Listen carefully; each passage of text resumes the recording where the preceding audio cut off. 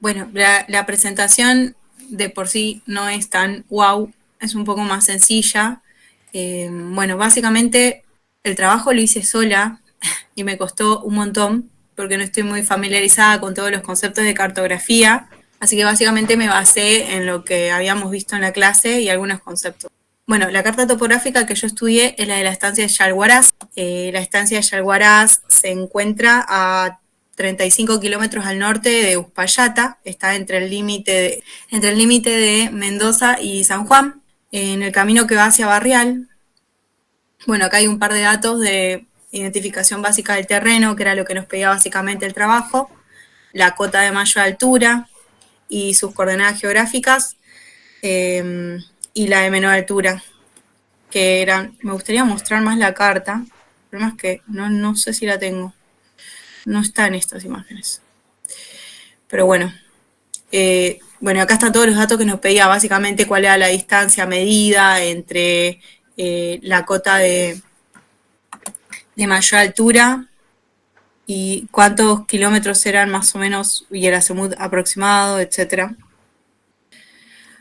Bueno, la vegetación y el clima de la estancia Yalhuaraz, al estar en una zona precordillerana, se encuentran bueno, muchas vegas y estepas de mediana altura.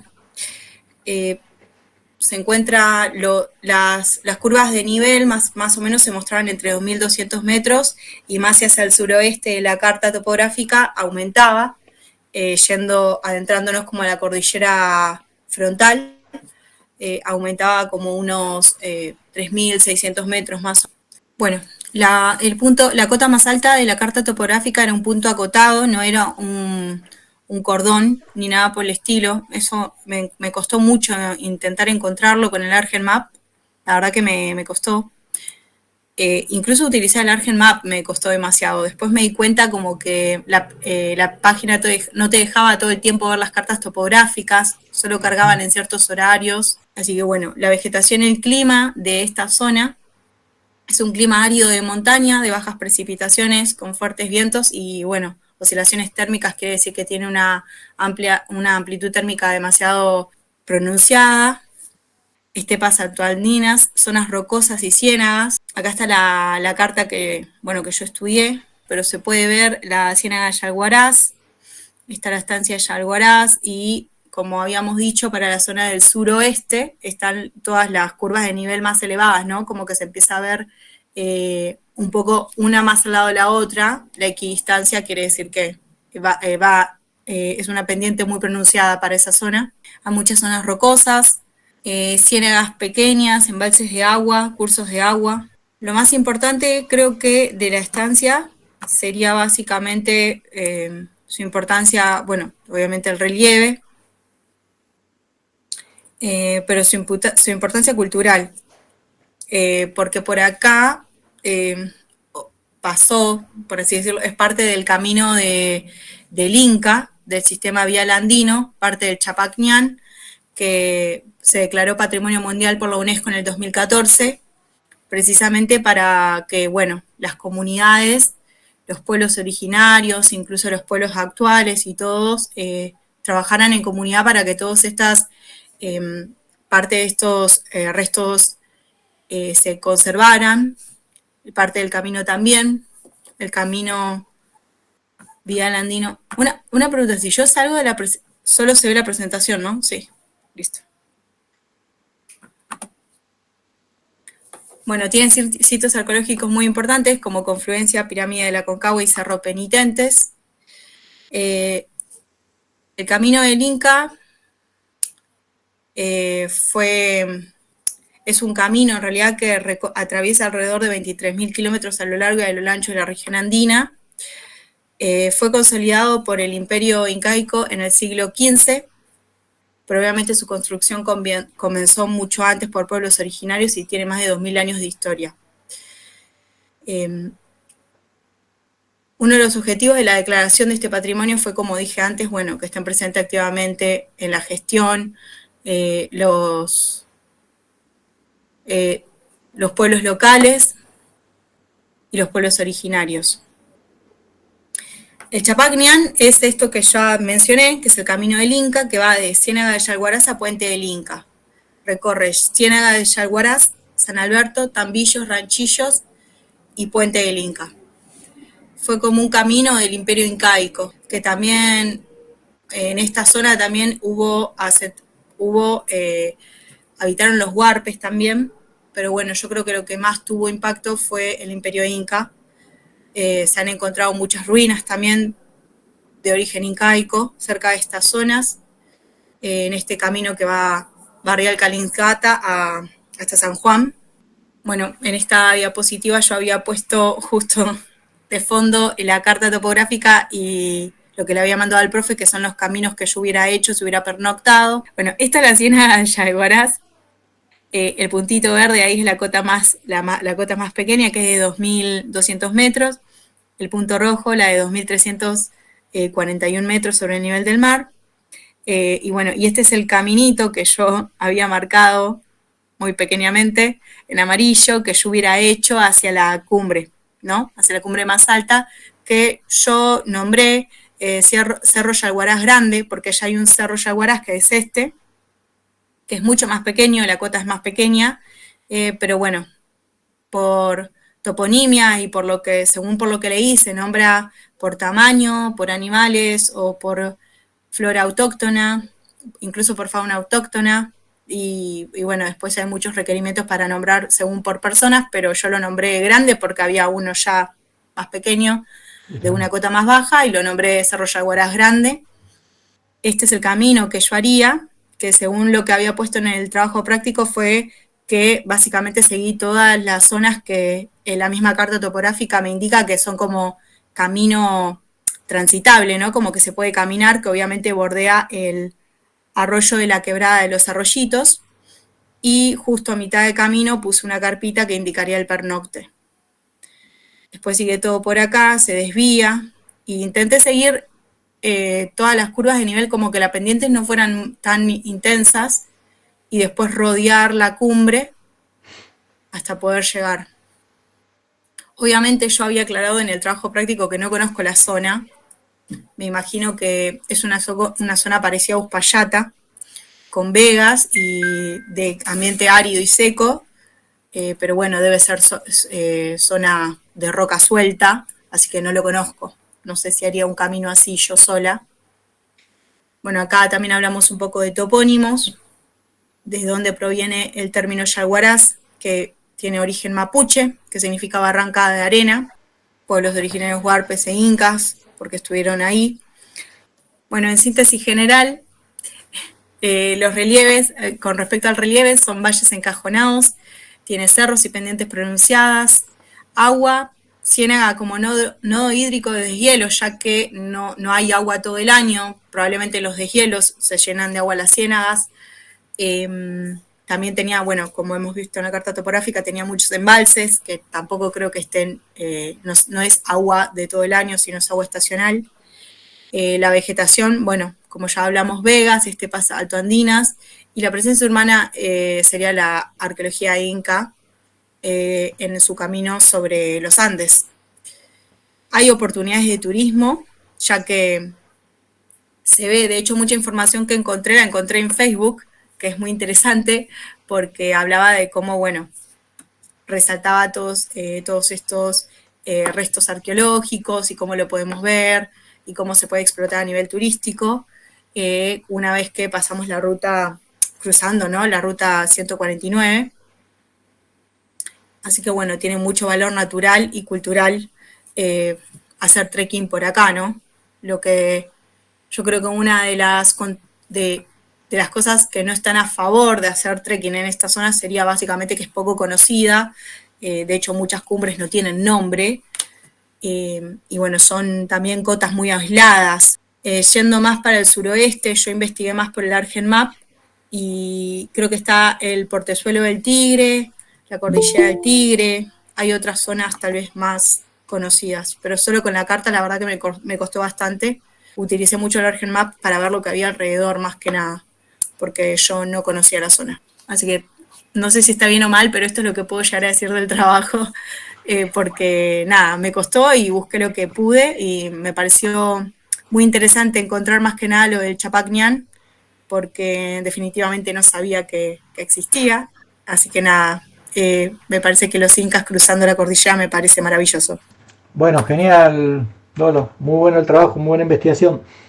Sí, la ciénaga de Yalhuaraz no es mapuche, es quechua. Ahí sí, ese es uno de los términos que te decía Germán. Pero también hay otros que lo sitúan más con guaraní. Posiblemente ahí cuando algunas investigaciones que hice es que los incas cuando iban conquistando territorio iban apropiándose del lenguaje o de algunos términos. Entonces posiblemente cuando estuvieron hacia el este, ahí por Bolivia, Paraguay y el norte de Argentina, han incorporado el término yalguarás, que es como pantano pantano de agua, una cosa así. Pero después, bueno, encontré otros significados que también eran de origen quechua. Entonces, ahí hay algunas cuestiones ahí con el dialecto, pero no, mapuche no. Eh, Después ya el Huaraz es una ciénaga que da el nombre, que toma el nombre de ese término, y también la Pampa toma ese nombre y el cerro y la estancia. Los incas sí efectivamente vinieron desde Cusco, ese camino, el camino de el Capañán une Cusco, o es una red vial, mejor dicho, no es solamente ese camino, sino que es una red que une Cusco con el sur de Mendoza y de Chile, obviamente. Y llega, cuando llegas a Punta de Vacas, que ahí se ve la quebrada del río Tupungato, sigue hacia el sur por el Tupungato hasta el volcán Tupungato, después cruza para el Diamante, sigue la laguna del Diamante y llega hasta bien al sur, casi Malargüe. Y después hay caminos intermontanos que se recorrían. La mayoría de los estudios dicen que esos caminos han sido trazados, no trazados, sino que han sido transitados anteriormente por otras culturas, como la de San Juan, los Morrillos, la Ancilta, después los Huarpes, y bueno, y los Incas también. Y ahí tenés en la laguna, en la ciénaga de Alhuaraz, es un pastizal, en la parte húmeda hay un pastizal bastante alto, más arriba de la rodilla, y y ahí hay algunos vestigios, o sea, ahí hubieron estructuras incaicas de asentamiento. Y eso fue en periodo 1450, más o menos 1500 y algo cuando llegaron los conquistadores.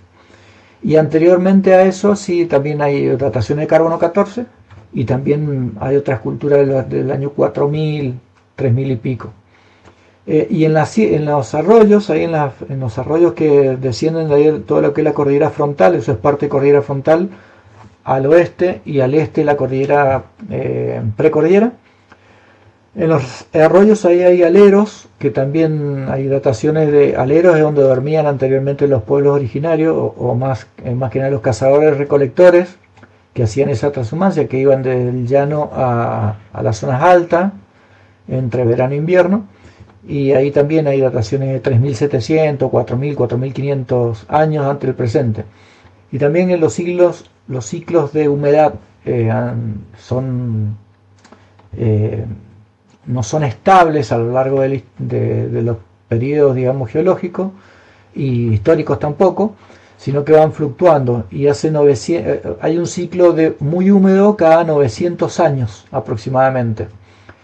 Entonces se cree que bueno, los arroyos y esa ciénaga de Alhuaraz antes era una laguna muy grande donde habían animales para peces y otros animales que venían, entonces por eso los pueblos iban ahí y cazaban, o los pueblos originarios. La zona es hermosa, yo he caminado prácticamente toda esa carta y más al oeste y todo eso, y es hermosa. Es como decís, es mucho terreno sedimentario, esa depresión de Yalhuaraz son sedimentos sedimentarios y todo el agua que viene del norte, del oeste, digo, de la cordillera frontal, después desagua en precordillera, aflora en los ríos, por ejemplo el Riquiliponche, que está ahí en el puesto de alojamiento, bastante más al este, una carta más al este, digamos. Y es muy, muy bonita esa zona. Hay muchos, está Tambillo, después al norte está Tamberías, pasando Barrial, y todo también tiene relación con los incas. Muy bien también el trayecto que hiciste, yo al Yalguarás lo subí, al cerro chiquito que está ahí desde la estancia. Me metí directamente y me hice el que no conocía y bueno, pedí permiso y pasé. Pero no te dejan pasar. Ese lugar lo tiene supuestamente concesionado algo de los ganaderos o agrícolas, sí, los ganaderos de ahí de Uspallata, y ellos se lo han dado a Tetilla, si no me equivoco, para que deje ahí los mulares que tiene para Aconcagua. Entonces no te dejan pasar. Después quisimos subir el Cucaracho y el lago del Cucaracho un poco más al norte, no nos dejaron pasar, así que nos metimos por otro lugar. Y ahora está en disputa todo ese terreno por la minera San Jorge, es justo de la estancia de Yalguarás unos kilómetros más abajo, pero utilizarían como base justamente la estancia. Y hace poco, bueno, hay noticia de que ahí en la pampa de Yalguarás, que es una zona bastante llana, aterrizan aviones que vienen de los empresarios de estos mineros a nada, hacer sus negocios, pero no es una pista de aterrizaje, por lo tanto no serían vuelos autorizados por la Fuerza Aérea. Supongo que son ellos los que lo utilizan. Así que hay toda una controversia ahí, bueno, todo lo que es Proyecto San Jorge se desarrolla justamente en ese lugar, esa cuenca, o subcuenca mejor dicho, alimenta una napa o agua subterránea, esa agua subterránea drena hacia el río Mendoza, así que el río Mendoza es el río de mayor caudal, no, de mayor explotación por parte de los habitantes de Mendoza, casi el 97% de los habitantes o 93% de los habitantes de la provincia viven en el Gran Mendoza y todos toman del agua del río Mendoza para sus actividades agrícolas, industriales, de riego y bueno, y sobre todo para tomarlo. Así que bien, muy buena la información que buscaste, está perfecto. Me encantó, te felicito, Ole. Profe, Sí, ¿en esta zona se encuentran empresas mineras? en Yalguarás, en la estancia de Yalguarás es la base de operaciones del proyecto San Jorge. PCJ, eso que hubo una movilización hace poco ahí en Uspallata, donde el gobernador hizo la audiencia pública, entre comillas, en la estancia, ahí se hizo, pero la estancia de Yalgoraz queda cerca de 50 kilómetros al norte de Uspallata. Y hasta Tamberías, hasta Tambillos, digo, tenés el camino asfaltado, que es la ruta 149, la que te une Uspallata con Barrial. Y desde ahí hasta Yalguarás es camino consolidado, es ripio. Y son casi 40 kilómetros de ripio. No hay transporte público, no circulan más que vehículos. Si vos en un auto común podés circular entre 20 y 30 kilómetros por hora porque está muy feo el camino. Y es la base de operaciones de Proyecto San Jorge. De hecho, explotarían todo el cobre de ahí del arroyo del Tigre y el arroyo cerca de ahí de la estancia de Alborán, porque hay una veta muy grande. Incluso hay una minera ahí cerca del cerro de Alborán. Nosotros encontramos unas estructuras de minería de hace muchos años que era cobre de poco, o sea, había cobre pero con mucha roca, entonces los métodos tradicionales de esa época, la década del 60, entre el 50 y el 60, costaba mucho sacarlo, pero ahora con las nuevas técnicas o con el cianuro se diluye y se separa mucho más rápido, con algunos elementos químicos también, y bueno, esa es la idea de San Jorge, que no tiene consenso social por los mendocinos, por parte de la gran mayoría de los mendocinos, ¿no? Pero sí, ahí está esa minera. Y después al norte, ahí de Yalgoraz, empieza la provincia de San Juan y tenés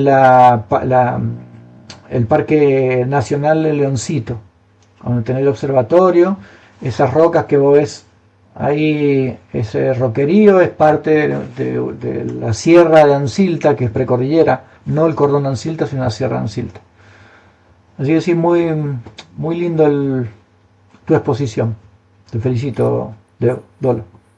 Gracias, profe. Para mí que me quedó un poco corta, porque No, básicamente porque no conozco la zona. Tristemente viví toda mi vida en Buenos Aires, pero tristemente. sí, sí, gracias al Argen, de verdad, utilicé más el Argen Map que otra cosa porque creo que en el trabajo práctico nombré un montón de el portezuelo, cordilleras, arroyos, incluso porque por mirar el Argen Map, porque si no por esto no sabía ni dónde estaba parada. Y sí, vi lo del Leoncito y el proyecto de San Jorge lo vi porque cuando lo investigué me apareció el PDF Sí, en Google, que te aparece todo y obviamente está la presentación de la zona geográfica donde se quiere hacer. sí, Entonces habla mucho de dónde está y el tipo de suelo y el clima y etcétera. Pero sí, algo vi, porque bueno, hay muchas mineras acá, incluso de acá hasta Catamarca. Tengo conocimiento de algunas mineras que incluso explotan litio y todo. Y sí. bueno, obviamente afecta. Sí, en San Juan hay muchísimas. En la parte de todo lo que es cordillera frontal y precordillera hay muchísimas. Y después más al norte en Catamarca, Salta y Jujuy, sí, mucho litio. Y acá todo oro y cobre, y después en Mendoza también cobre y oro. El tema es que, bueno, es muy controversial, porque a partir de que el presidente Milei aprueba por un DNU el RIGI es que se le, digamos, le permite a las grandes fortunas invertir también, en términos entre comillas, porque la, o sea, la inversión que ellos dicen, por ejemplo, dicen con el proyecto San Jorge van a invertir 560 millones de dólares en la provincia. En realidad esos 560 millones de dólares lo componen la maquinaria que van a utilizar, los caminos que van a faltar, bueno, todo lo que es el montaje de la empresa, el pago de salario. Entonces es para su explotación, no es para la provincia, es para su explotación. Entonces una es esa. Una es esa crítica. La otra crítica es que deja 0% de regalías, es decir, llévate todo el cobre, todo el oro que quieras o todo lo que quieras. Total, no contribuís y no tributás nada a la provincia ni a la nación. La otra es que te permite la contratación de mano de obra extranjera, no necesitas mano de obra local. Por lo tanto, podés buscar países donde sean ingenieros, por ejemplo, geólogos o lo que sea más barata más barata la mano de obra en otros países y te lo puedes traer acá. No hay impedimento para eso. Y tampoco hay transferencia tecnológica, es decir, toda la tecnología que utilizás para eso no lo dejás. Entonces, ¿cuál es el beneficio para la provincia? ¿O cuál es el beneficio para los habitantes? Por otro lado, utilizan técnicas de extracción que implican el uso de sustancias tóxicas que van a quedar, son más o menos el cálculo que había sacado Marcelo Giró, un colega que estudia todo esto, no me acuerdo si eran 27 o 67 diques potrerillos de escoria. La dimensión del dique potrerillo son entre 27 y 67 veces más de este tipo de escoria, es decir, de estas sustancias tóxicas que van a ir al agua subterránea y al agua subterránea del río Mendoza. Entonces, ¿cuál es la ganancia que tiene el habitante común? Ninguna. Si hablamos de ganancia en términos económicos, o sea, si hablamos de ganancia en términos ambiental, y también sabemos de que cuando queremos ir pongámoslo en términos deportivos, si queremos ir a subir una montaña en ese lugar, por ejemplo en el Cordón del Tigre, no te van a permitir el paso. Entonces, de ningún punto de vista a nosotros nos resulta positivo, digámoslo así. Incluso los informes ambientales, los informes de la Universidad Nacional de Cuyo, el CONICET, le dan negativo. Así que no hay chance que sea bueno para nada. Pero bueno, son negocios y son capitales internacionales y nada, es bastante áspera la discusión de esos temas. Gracias, profe. Me De encanta nada. saber. Bueno, de nada. De verdad, gracias. Bueno, de nada. Eh,